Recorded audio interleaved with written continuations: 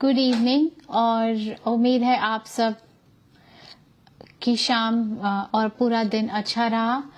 और इस सप्ताह में इस सीरीज में आपका स्वागत है। और ये जो वुमेन स्टडी हम ले रहे हैं ये सिर्फ और सिर्फ लेडीज के लिए है। This study and this series is exclusively for women. और अगर आप इसके बारे में कोई सवाल है आपके पास कि क्यों सिर्फ स्त्रियों के लिए है या क्यों सबके लिए नहीं है, तो आप अधिक जानना चाहते हैं तो आप हमें 347-677-4428 पर संपर्क कर सकते हैं या medmbf@gmail.com पर अपने क्वेश्चंस ईमेल भी कर सकते हैं या आप कमेंट्स में भी अपने सवाल छोड़ सकते हैं। और शुरू करने से पहले मैं आपको ये बता दूं कि हम ये मानते हैं कि एक पासबान होने की जो बात है या एक पासबान होने का जो अधिकार है वो सिर्फ पुरुषों को दिया गया है। और इसीलिए मैं हमारी कलीसिया, मेरे हस्बैंड या जो भी हमारे संपर्क में है जिनका हम चेराकरण करते हैं, हम ये विश्वास करते हैं कि स्त्रियों के लिए जो नियुक्त काम है वो है स्त्रियों को शिक्षा देना, एक स्त्री का स्त्रियों को शिक्षा देना या बच्चों को संडे स्कूल में पढ़ाना। पुलपिट मिनिस्ट्री जो है वो एक स्त्री के लिए नहीं है और इस पर हमारा विश्वास अटल है और कायम है और ये बाइबल बेस्ड है। तो आइए आज की शाम आगे बढ़ाए। और जैसे हमने पिछले कई सप्ताह तक हमने आइडेंटिटी के ऊपर बात करी, अब हम एक नए टॉपिक को शुरू कर रहे हैं और उसका नाम है who we are in Christ. हम मसीह में कौन है। और आप सभी जानते हैं कि उत्पत्ति की पुस्तक, इसके शुरू के जो 3 अध्याय है ना, ये बहुत महत्वपूर्ण अध्याय है। अगर हम संडे स्कूल में बच्चों से बात करें या हम संडे स्कूल के बच्चों से पूछे तो कई बार उनको ये कहानी के रूप में पता है कि पहले दिन क्या बना, दूसरे दिन क्या बना, तीसरे दिन फिर आदम और हवा को परमेश्वर ने बनाया। लेकिन जैसे जैसे हम बड़े होते हैं हम इसको सिर्फ एक संडे स्कूल स्टोरी के रूप में देखते हैं और वही हमारे जहन में बसा होता है कि बस यही है जेनेसिस इसके बारे में। लेकिन अगर हम उत्पत्ति का अध्ययन पूरे सतर्कता से करें, हम बुक ऑफ जेनेसिस को अच्छे से स्टडी करें, if you put a heart into this book and understand first 3 chapters is the basis for what happens in the Bible. पूरे बाइबल में जो कुछ घटता है, जो कुछ होता है, उसका एक सारांश एक तरीके से शुरू के 3 अध्यायों में है। तो आगे बढ़ने से पहले मैं फिर एक बार दोहराती हूँ कि जो चैप्टर आज हम लेंगे, फोकस करेंगे, वो है उत्पत्ति, इसका पहला अध्याय कि who we are in Christ. और ये जानने के लिए कि हम मसीह में कौन है, ये समझना बहुत जरूरी है कि हम मसीह में है या नहीं, और दूसरी चीज कि मसीही कौन है। क्योंकि हम जिसमें बने रहते हैं या हम जिस पर विश्वास करते हैं, अगर उसकी ही पूरी पहचान नहीं है तो हमारा जो जीवन है वो ऊपर नीचे होता रहता है। कभी हम विश्वासी है, कभी हम विश्वासहीन है, कभी हम फिर विश्वासी है, और हम अपनी पहचान को मसीह में नहीं परख पाते हैं। हम अपने आप को ना मसीह कह पाते हैं ना अविश्वासी कह पाते हैं। हम बस एक साधारण जिंदगी जीते हैं कि एक अविश्वासी के जीवन में और हमारे जीवन में कोई फर्क नहीं नजर आता। तो आइए हम इन बातों को सीखें और जानें कि एक स्त्री का जीवन, एक परमेश्वर ने जिससे अपने स्वरूप में रचा है, उसके लिए परमेश्वर की क्या क्या धारणाएं हैं। पर उससे पहले कुछ बातों को हम देखते हैं परमेश्वर के बारे में। अगर मैं आपसे ये सवाल पूछूं इस वक्त, हु इज गॉड, या परमेश्वर कौन है आपके लिए, तो इस वक्त इसी पल में आपके जहन में क्या आता है, आप क्या जवाब दे सकते हो कि who is God, what is your understanding about God. कौन है परमेश्वर आपके लिए।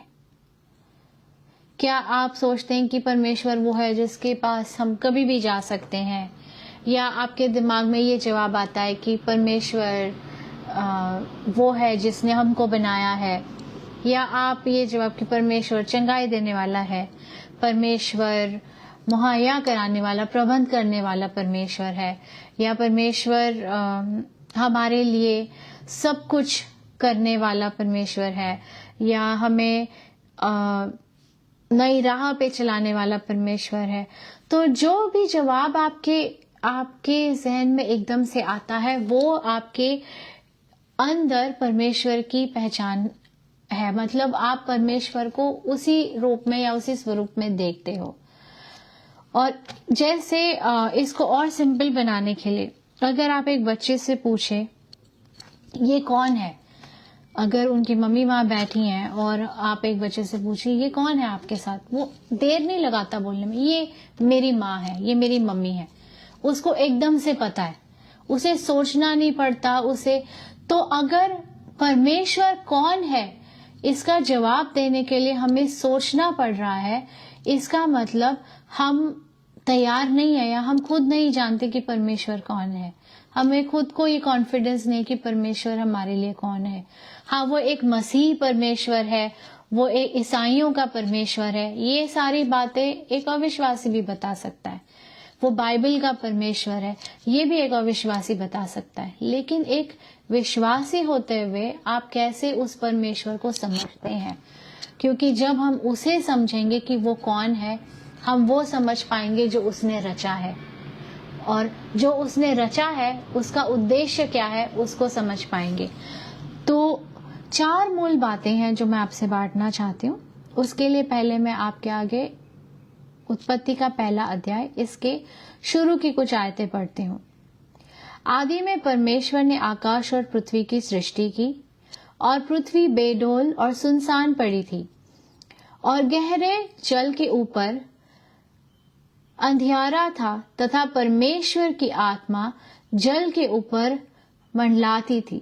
तब परमेश्वर ने कहा उजाला हो, और उजाला हो गया। और परमेश्वर ने उजाले को देखा कि अच्छा है, और परमेश्वर ने उजाले को अंधियारे से अलग किया। परमेश्वर ने उजाले को दिन और अंधियारे को रात कहा, तथा सांझ हुई फिर भोर हुआ। इस प्रकार पहला दिन हो गया। मतलब आप सोच सकते हैं कि सिर्फ इन आयतों को पढ़ने से, और मुझे लगता है कि हर विश्वासी को ये पहला अध्याय ना रट लेना चाहिए, ताकि वो एक पल के लिए भी ना भूले कि वो किसकी संतान है, कि वो जिसकी आराधना करता है, जिसकी सराहना करता है, वो परमेश्वर कौन है। क्योंकि कई बार बाइबल के परमेश्वर को हम उसी अध्याय तक समझते हैं जिस अध्याय को हम पढ़ रहे हैं या जिस पर हम प्रचार सुन रहे होते हैं। लेकिन जब हम इस पूरे पहले अध्याय को गहराई से स्मरण करते हैं ना, तब हम कभी सवाल नहीं उठाएंगे कि हमारा परमेश्वर कर पाएगा या नहीं। कभी हमारे दिल में शक या डर नहीं होगा कि क्या ये संभव होगा या नहीं। और हम कभी भी कोई ऐसी चीज करने से डरेंगे जो उसको खुश नहीं करती है। तो पहली चीज जो 4 पॉइंट्स मैं आपको बता रही हूँ जेनेसिस चैप्टर 1 में से 4 ऐसी मूल बातें इस अध्याय से जो मैंने लिखी कि परमेश्वर कौन है। ही इज क्रिएटर, वो सृष्टि करता है। He is loving and orderly being, वो प्रेम करने वाला और संतुलित तरीके से कामों को करने वाला है। ही सेल्फ सफिशिएंट, मतलब कि वो संतुष्ट है। And he is all powerful, वो सर्वव्यापी, वो सारे सामर्थ को से काम करने वाला परमेश्वर है। पूरी सामर्थ उसी की है। और इन चारों बातों को हम एक एक करके देखते हैं। तो पहली जो पहचान है, पहला जो पॉइंट है, वो है क्रिएटर। क्रिएटर का जो डिक्शनरी मीनिंग है वो है समवन हु क्रिएट्स, कोई ऐसा जो बनाता है, जो रचता है, जो क्रिएट करता है। और आज के ज़माने में अगर मैं आपको एक्सप्लेन करूं कि हम जिस तरीके की एप्स यूज़ करते हैं, हम में से शायद ही कोई होगा जिसके पास एप्स नहीं होंगे।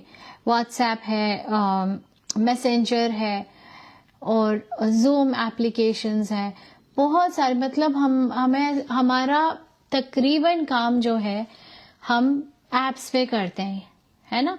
तो ये जो एप्स हैं ये किसी ना किसी टूल से बनी है। मैं क्योंकि एक आईटी बैकग्राउंड रखती हूँ तो मैं इन चीज़ों के एग्जाम्पल्स लेके आपको समझा सकती हूँ कि एआई, आर्टिफिशियल इंटेलिजेंस जो है वो टूल्स का यूज़ करता है, और उन टूल्स को यूज़ करने की वजह से वो आपका voice recognition, voice commands, face recognition, scanning, ये सारी चीज़ें आप जो यूज़ करते हैं फीचर्स, ये सारी चीज़ें कुछ टूल्स को यूज़ करके बनाई जाती है।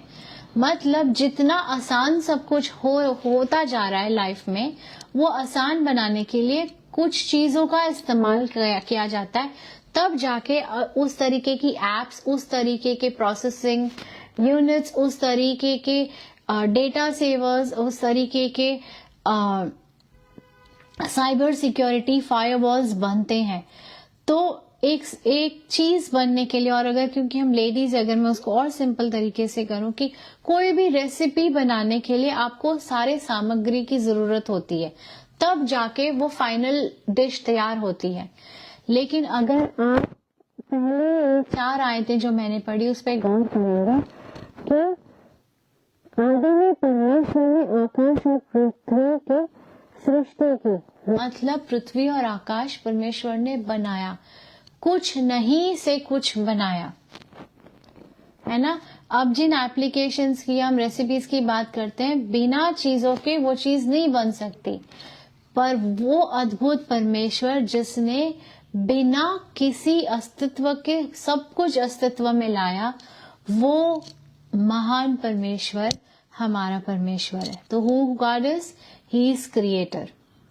और जब मैं ये क्वालिटीज आपको बता रही हूं तो आप एक तस्वीर बनाइए कि किस तरीके के परमेश्वर से आदम और हवा का सामना हुआ था जब उनको रचा गया।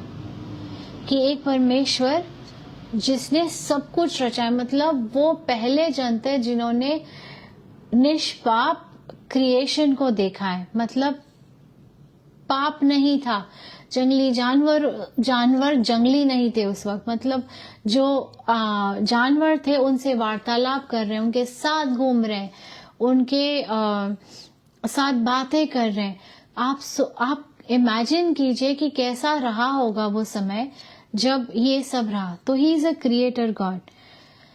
और इसकी तो पहली आयत जेनेसिस 1:1, आप रेफरेंसेस लिख सकते हैं। फिर है भजन संहिता, इसका 19, 1 और 2।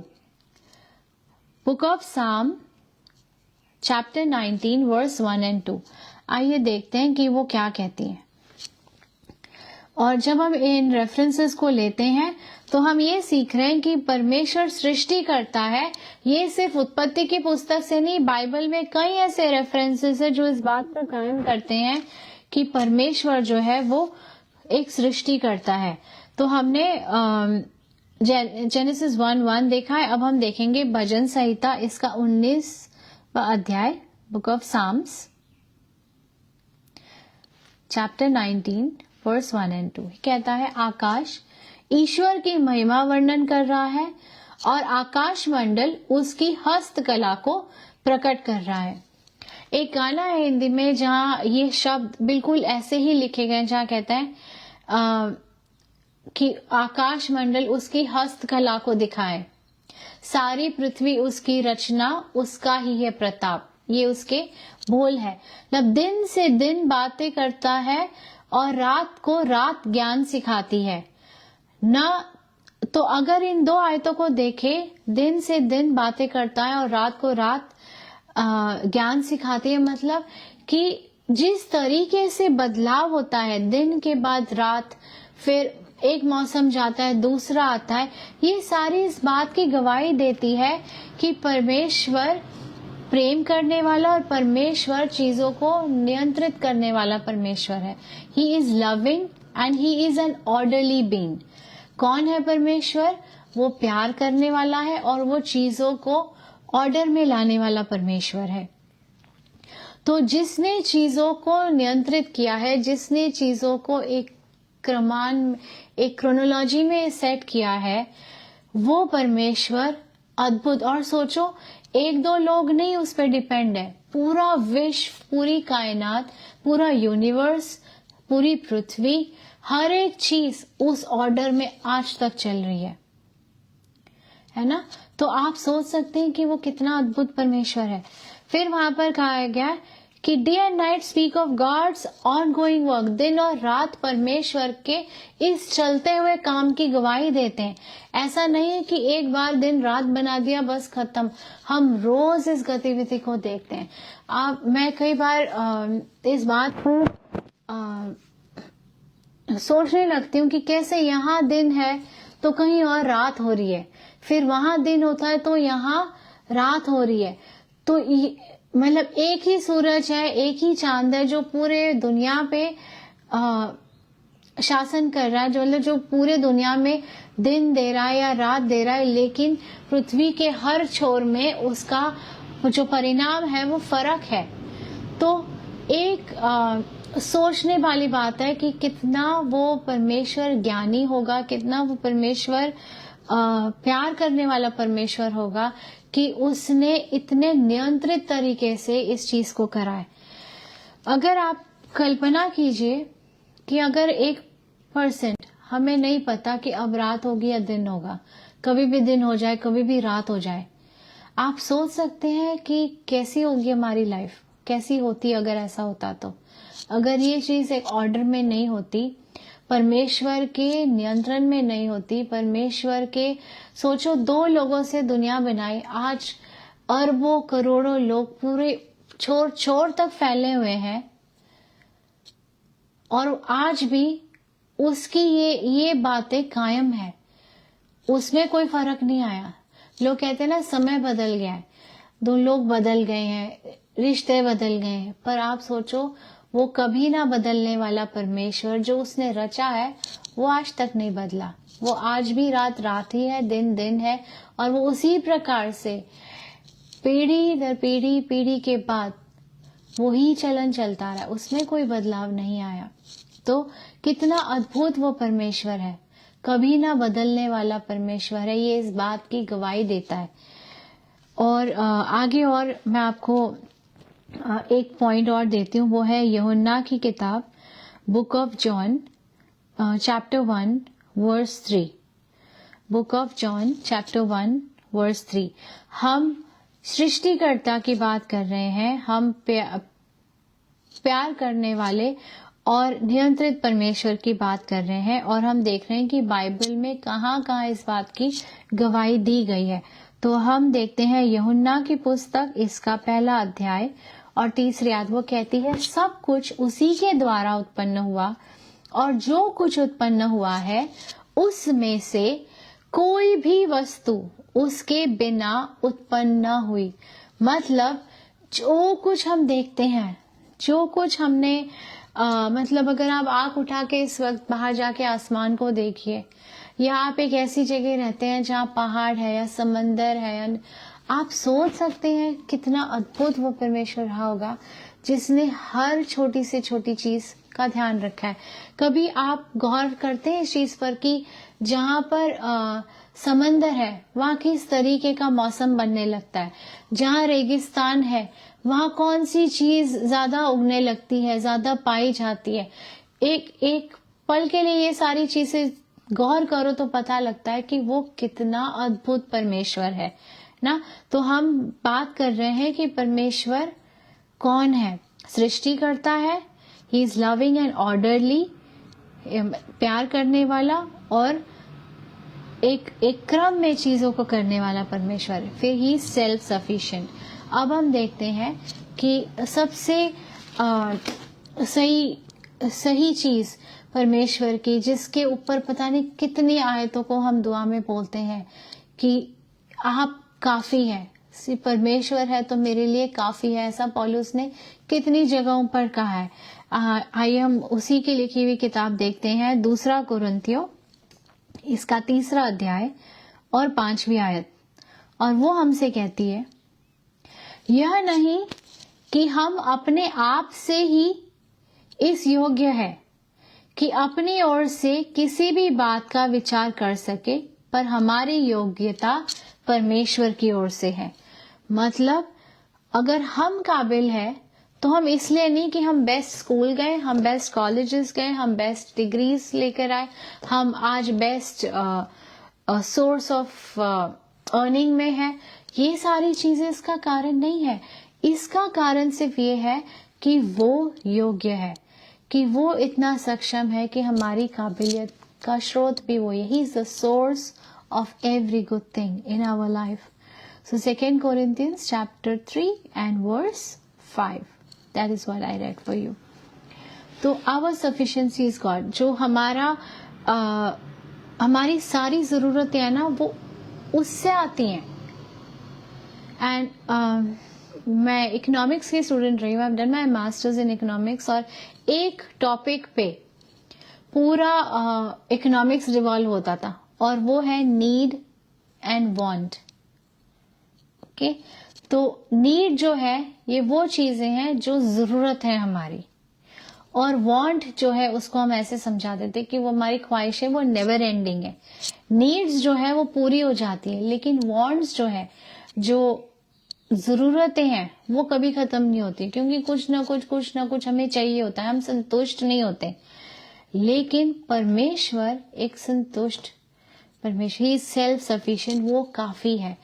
और इसको हम और कैसे समझ सकते हैं? आप सोचिए कि इस पूरे सृष्टि को रचने में, जब हम उत्पत्ति की किताब पढ़ते हैं 1 अध्याय, उसे किसी सामग्री की, किसी चीज की कुछ करने की जरूरत नहीं पड़ी। उसने शब्द कहा और चीजें बनी। कुछ नहीं से उसने सब कुछ रचा है। तो that is our God, he is self sufficient. उसे किसी चीज की जरूरत नहीं है, उसे हमारी भी जरूरत नहीं है। एक जगह मैंने पढ़ा था, गॉड डजंट नीड अस। अगर हम उसको नजरअंदाज कर देंगे, उसका तिरस्कार कर देंगे, उससे परमेश्वर के अस्तित्व पर, परमेश्वर के ऐश्वर्य पर, परमेश्वर के डिविनिटी पर कोई असर नहीं होगा। पर अगर उसने हमसे मुंह मोड़ा तो हमारा सब कुछ खत्म हो जाएगा, है ना। तो ये समझने की कि ये सेल्फ सफिशिएंट गॉड। एक और आयत इसके लिए मैं आपको दिखाती हूँ, और वो है फिलिपियों की पुस्तक, इसका 4 अध्याय और 19वीं आयत। Book of Philippians chapter 4 and verse 19। और ये कहता है, और मेरा परमेश्वर भी अपने उस धन के अनुसार जो महिमा सहित मसीह यीशु में है, तुम्हारी हर एक घटी को पूरी करेगा। और मेरा परमेश्वर भी अपने उस धन के अनुसार जो महिमा सहित मसीह यीशु में है, तुम्हारी हर घटी को पूरा करेगा। हमारी हर घटी को पूरा करेगा, हमारी हर जरूरत को कि वो सूद ही लेगा। एक एग्जाम्पल मैंने लिखा था, मैंने कहा था कि जब पेरेंट्स जो होते हैं ना, हम पेरेंट्स जब हम सब कुछ दे सकते हैं अपने बच्चों को, तो बच्चे कॉन्फिडेंट होते हैं, उनको नहीं फर्क। जैसे कल कोई प्रोजेक्ट देना है, उनको टेंशन नहीं देते, उनको पता है मम्मी को अच्छा बाद में बता देंगे, थोड़ी देर में बता देंगे, क्योंकि उनको ये कॉन्फिडेंस, हम किसी भी वक्त उनको बताए वो कुछ ना कुछ करके संभाल लेंगे। ये एक ह्यूमन कॉन्फिडेंस एक ह्यूमन पेरेंट में है। तो आप सोचिए, वो परमेश्वर जिसने सब कुछ रचा है, उस पे हमारा कॉन्फिडेंस कैसा होना चाहिए कि वो कर देगा। अगर उसके योजना, उसके इच्छा, उसके वचन अनुसार है ये चीज, तो परमेश्वर जरूर करेगा। कहते हैं कि he is rich in glory. दो चीजें फिलिपियों की पुस्तक में, दो चीजें इस आयत में आई है। एक सोर्स ऑफ सप्लाई कि वो ही एक श्रोता है, and he is rich in glory, वो महिमा में भरपूर है। मतलब कि आप महिमा शब्द को कैसे कि सराहना के योग्य, मतलब हम सोच भी नहीं सकते और वो चीज परमेश्वर कर देता है। He is rich in glory. Acts chapter 17 verse 24 and 25। और इसके बाद कुछ चीजें मैं आपसे बांटना चाहूंगी। प्रेरितों के काम इसका 17 अध्याय और 24 और 25 ये कहता है, जिस परमेश्वर ने पृथ्वी और उसकी सब वस्तुओं को बनाया, वह स्वर्ग और पृथ्वी का स्वामी होकर हाथ के बनाए हुए मंदिरों में नहीं रहता। ऐसे कि हम परमेश्वर को कहीं भी समा नहीं सकते, हम परमेश्वर को अपने हिसाब से नहीं चला सकते। अगर आपको याद है कि कुछ हफ्ते पहले जिस सीरीज मैंने ली थी, मैंने कहा था हम दुआ जब करते हैं ना, हम ऐसे दुआ करते हैं कि हम ये कहते हैं कि हम लिस्ट दे रहे हैं, टू डू लिस्ट परमेश्वर को। ये बाहर जा रहा है, इसको देख लेना, वो बीमार है उसको ठीक कर देना, उसकी ये जरूरत है उसको दे देना। और कुछ दुआओं को जैसे मैंने सुना चीख चीख कर, चिल्ला चिल्ला कर प्रार्थना कर रहे हैं कि जैसे परमेश्वर को सुनाई नहीं दे रहा हो, और ये सोचते हैं कि जितना तेज चिल्लाएंगे उतना हम आत्मा से भरे हुए। कहाँ देखते हैं हम ये चीजें बाइबल में कि चिल्लाने से ही परमेश्वर करता है। फिर एक और चीज है कि जो आयत हमने पढ़ी अभी, मैं फिर एक बार पढ़ देती हूँ। जिस परमेश्वर ने पृथ्वी और उसकी सब वस्तुओं को बनाया, वह स्वर्ग और पृथ्वी का स्वामी होकर हाथ के बनाए हुए मंदिरों में नहीं रहता। मतलब हम ये जो चीजें सोचते हैं कि आज चर्च लगा तो इस चर्च में परमेश्वर आएंगे, वो यहाँ नहीं बसता। ये पूरा जो संसार है उसका रचा हुआ है।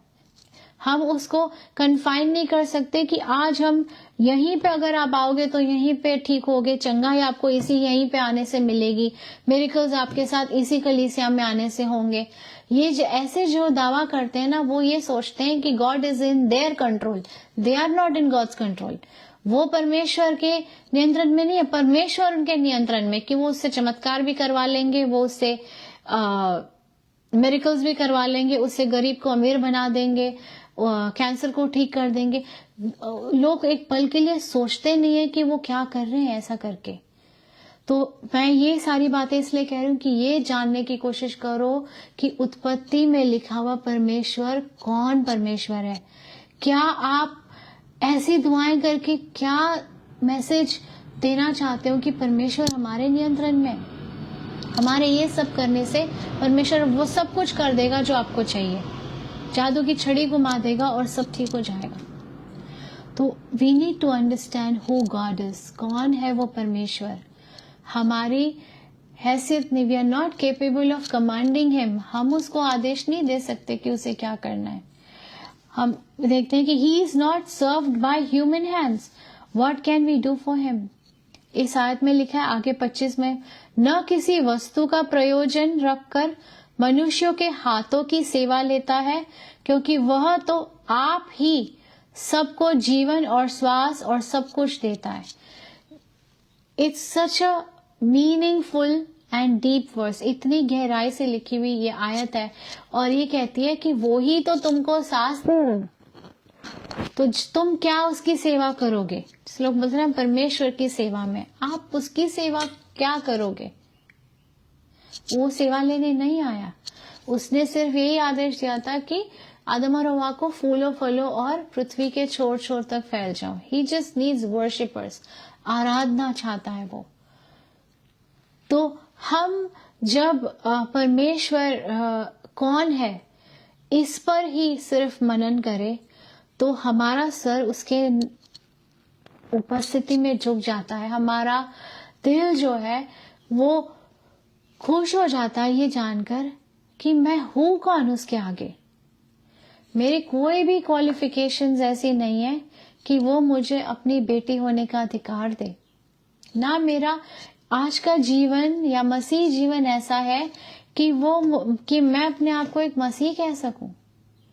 इतना पवित्र, अद्भुत, सर्वज्ञानी, सर्वव्यापी, सब कुछ जानने वाला, सृष्टि की रचना करने वाला, कुछ नहीं से सब कुछ रचने वाला महान परमेश्वर मेरा परमेश्वर है। अगर आप इस सच्चाई को पूरे दिल से समझेंगे और जानेंगे कि वो परमेश्वर कौन है, आप शायद जब हम आगे इस सीरीज में बढ़ेंगे आप अपनी पहचान समझ पाएंगे कि आप परमेश्वर में कौन है। परमेश्वर की संतान होने के लिए या परमेश्वर में आगे बढ़ने के लिए चिन्ह चमत्कारों की, बड़े बड़े बातें करने की, चीख चिल्लाने की और फॉल्स क्लेम्स करने की ज़रूरत नहीं है, क्योंकि ये सब करके भी हम उसके नज़दीक नहीं कहीं भी होंगे। वो बहुत अद्भुत परमेश्वर है।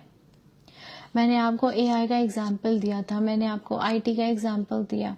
ऐसी सारी चीज़ें जो आज हम एक इंस्टेंट वर्ल्ड में रहते हैं और चीज़ें देखते हैं, ये सारी चीज़ें आउटडेटेड होती चली जाती है। आपने कभी गौर किया है? iPhone 16 Pro Max latest, 17 is in the process. फिर और 5 साल में आपको क्या लगता है कि iPhone 16 क्या होगा? आउटडेटेड गिना जाएगा ना। कुछ टाइम में मैकबुक्स, जिसको आज हम इतनी प्रायोरिटी देते हैं, क्या पता 5 साल में क्या लॉन्च हो जाए और मैकबुक आउटडेटेड हो। तो हम ऐसी ऐसी कितनी चीजों को आए दिन जिंदगी में देखते हैं जो आज टॉप पर है, कल खत्म। लेकिन जिस सृष्टि को परमेश्वर ने रचा है, उसका जो पैटर्न है वो वही है, unchanging. God created and it's still the same in the sense कि दिन और रात कोई कंट्रोल नहीं कर सकता। आप नहीं बोल सकते कि अच्छा आज मेरा काम खत्म नहीं हुआ, रात थोड़ी देर में हो जाए। देखा है कभी किसी को ऐसे बोलते हुए? ये परमेश्वर के ऐश्वर्य को जताने वाली चीज है। ये हमारे लिए रिमाइंडर है रोज के लिए कि वही दिन देने वाला और वही रात देने वाला परमेश्वर है। वही वो परमेश्वर है जिसको हम ऊपर देखते हैं, हमें नहीं पता और कितनी ऊंचाई पर आसमान है। पहले जब मैं छोटी थी तो मैं सोचती थी कि एरोप्लेन से जाने से आप स्काई टच कर सकते हैं, और आज भी शायद बहुत सारे बच्चे ये सोचते हैं कि sky, we can touch the sky. कुछ ऐसी राइम्स भी उनकी होती है जिसमें वो टच द स्काई वाली लाइन होती है, और हम उसको भी नहीं छू सकते। आप सोच सकते हैं कैसे ये परमेश्वर ने रची हुई सृष्टि है, और उस अद्भुत परमेश्वर को हम कितने सरलता से लेते हैं, कितना कॉम्प्रोमाइज्ड बिहेवियर से लेते हैं, कितने हल्के में लेते हैं उस परमेश्वर को। हम बिल्कुल निडर होकर उसके सामने जाते हैं, हम बिना तैयारी के उसके सम्मुख जाते हैं। हम उसका नाम लेते हुए, उसके नाम लेकर गलत चीजें करने से नहीं डरते। हम किसी भी चीज में उस परमेश्वर का भय मानते हुए चीजों को नहीं करते। हम दुख की बात है कि हम कई बार मसीह होते हुए भी एक मसीह कंपटीशन में होते हैं। उसके कलीसिया में कितने लोग आए, इसके कलीसिया में कितने लोग आए, अच्छा इन्होंने क्या नया किया तो हम भी करते हैं। इस तरीके की चीजों को करते चले जाते हैं और कहीं ना कहीं उस पहलू से दूर हो जाते हैं, ये समझने में कि परमेश्वर कौन है। परमेश्वर पीछे ही रह जाता है और हम दुनियावी लड़ाई लड़ते हुए सेवकाई करने लगते हैं। तो जब हम आगे की सीरीज को देखेंगे तो हम ये देखेंगे कि उसने हमें जब अपने स्वरूप में रचाया है तो उसने हमें कैसा रचाया है।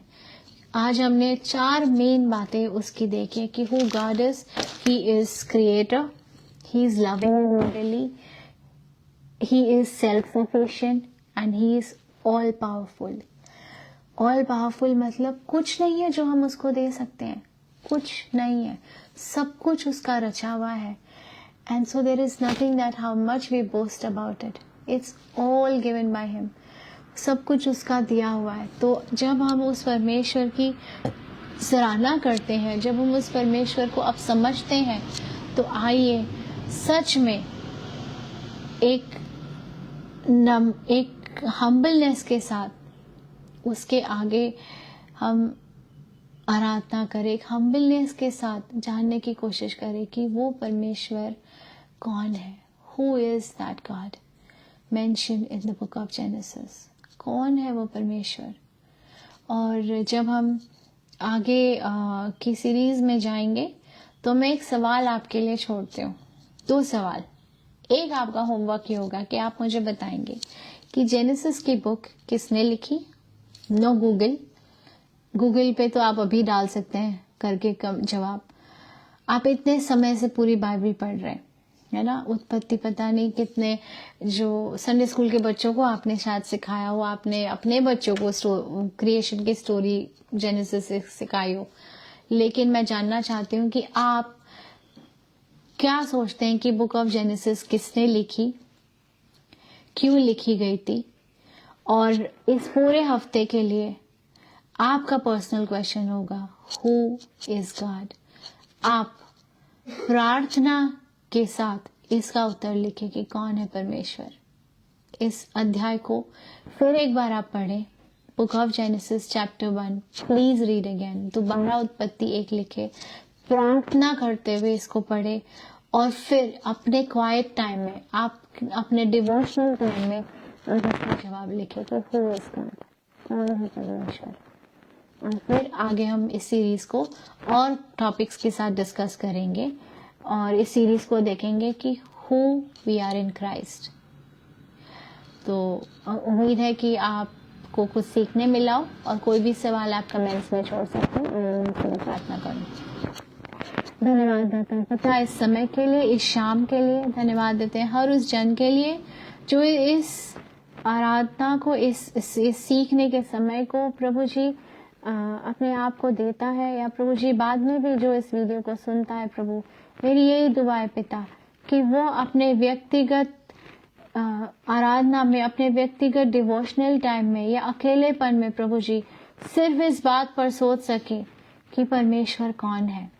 वो पर्सनली इस बात को जवाब दे सके, सिर्फ ये जवाब नहीं कि वो मेरा उद्धार करता है, पर गहराई से जान सके कि उनका परमेश्वर कौन है, जिसकी वो सराहना करते हैं, जिसके लिए हर संडे चर्च जाते हैं, जिसकी बाइबल लेकर घूमते हैं। वो परमेश्वर कौन है, इस बात को गहराई से समझ सके।